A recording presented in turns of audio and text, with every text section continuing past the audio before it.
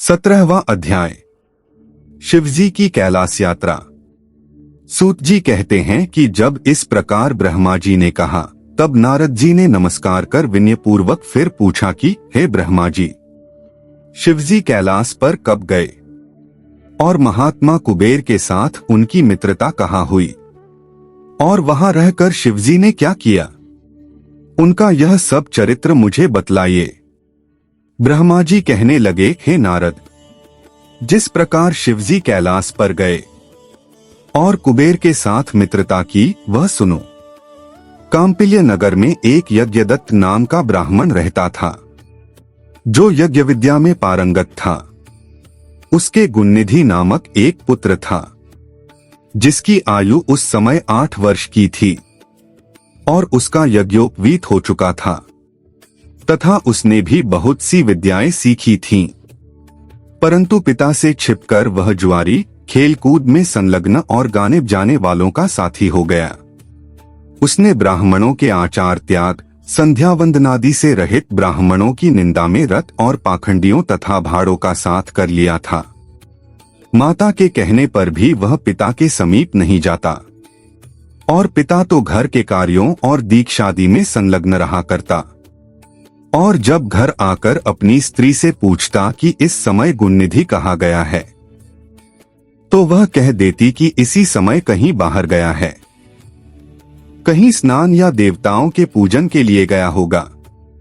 एक ही पुत्र वाली होने के कारण वह माता दीक्षित को ठग लेती। निदान गृह्य सूत्र के अनुसार दीक्षित ने उस पुत्र का विवाह भी करा दिया। माता नित्य पुत्र को समझाती कि तुम्हारे पिता बड़े ही महात्मा और क्रोधी भी हैं। तुम अपनी बुरी आदतों को छोड़ दो, अन्यथा जब वह तुम्हारे इस चरित्र को जान लेंगे, तब तुझको और मुझको दोनों को मारेंगे। तुम्हारा कुल बड़ा पवित्र है, तुम यह जुआ आदि निंद्य कर्म क्यों करते हो?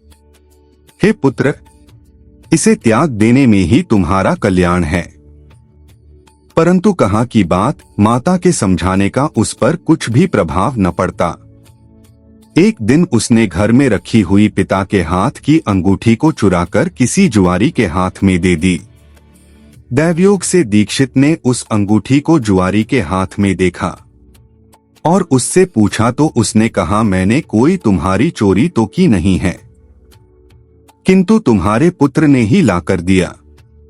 वह अंगूठी ही नहीं किंतु उसने और जुआरियों को भी बहुत सा धन लाकर दिया है।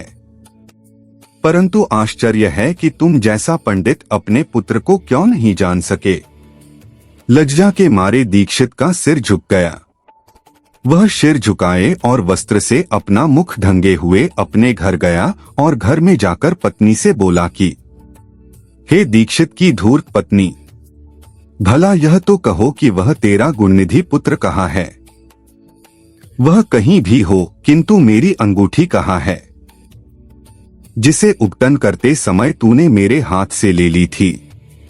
उसने कहा, मैंने कहीं रख दी है, स्मरण नहीं आ रहा है, क्योंकि मध्याह्न का समय है और इस समय स्नानादि में संलग्न हूं, क्योंकि अतिथियों के आगमन का समय बीता जा रहा है, जबकि पकवान नादि भी मुझे शीघ्र तैयार करने हैं। पूजा की सामग्री भी तो अभी एकत्र न कर सकी हूं। दीक्षित ने कहा, सत्य है हे असत्य पुत्र को उत्पन्न करने वाली, तू बड़ी सत्यवादिनी है। इसी से तो जब जब मैं पूछता था कि कहाँ गया है, तब तब तू मुझे अपनी बातों में बहला दिया करती थी। पत्नी से ऐसा कहते हुए ब्राह्मण यज्ञदत्त घर की और चीजें ढूंढने लगा, परंतु जब एक भी चीजें न मिली, क्योंकि पुत्र ने उन्हें जुआ में दे डाला था और उसकी माता पुत्र की ममता में पड़कर उसके दोषों को छिपाती फिरती थी, तब सारा दोष अपनी पत्नी का जानकर उस ब्राह्मण ने जल लेकर स्त्री पुत्र को तिलांजलि दे दी और किसी श्रोत्रिय ब्राह्मण की कांता से अपना दूसरा विवाह भी कर लिया। इति श्री शिव महापुराण द्वितीय रुद्र संहिता का 17वां अध्याय समाप्त।